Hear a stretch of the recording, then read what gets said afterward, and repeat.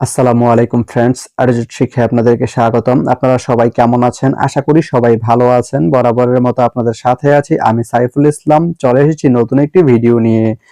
আজকে আমরা জানবো আপনি হাসানপুর থেকে গঙ্গাসাগর যেতে কোন কোন ট্রেন রয়েছে, সেই ট্রেনগুলো ছাড়ার নতুন সময়সূচি, বন্ধের দিন এবং গিয়ে পৌঁছতে কতক্ষণ সময় লাগবে বিস্তারিত। আমি যদি আপনাদেরকে ট্রেনের সময়সূচিগুলো বলে দেই, আপনি হাসানপুর থেকে গঙ্গাসাগর যেতে শুধুমাত্র একটি ট্রেন রয়েছে, সেটি হচ্ছে কর্ণফুলী। কর্ণফুলী ট্রেনটি হাসানপুর থেকে ছাড়বে দুপুর 12টায় এবং এটি গঙ্গাসাগর গিয়ে পৌঁছবে দুপুর 2টা 11 মিনিটে। এই ট্রেনটির কোনো অফ ডে নেই। তো আপনি হাসানপুর থেকে গঙ্গাসাগর যেতে এই কর্ণফুলী ট্রেনটি ব্যবহার করতে পারেন। তো ভিডিওটি কেমন লাগলো অবশ্যই কমেন্ট করে জানাবেন। আর ভিডিওটি যদি ভালো লেগে থাকে বা আপনার কোনো উপকারে এসে থাকে তাহলে ভিডিওতে একটা লাইক করে দিবেন, কারণ আপনার একটা লাইক আমাকে অনেক ইন্সপায়ার করে নতুন নতুন আরো ভিডিও বানাতে।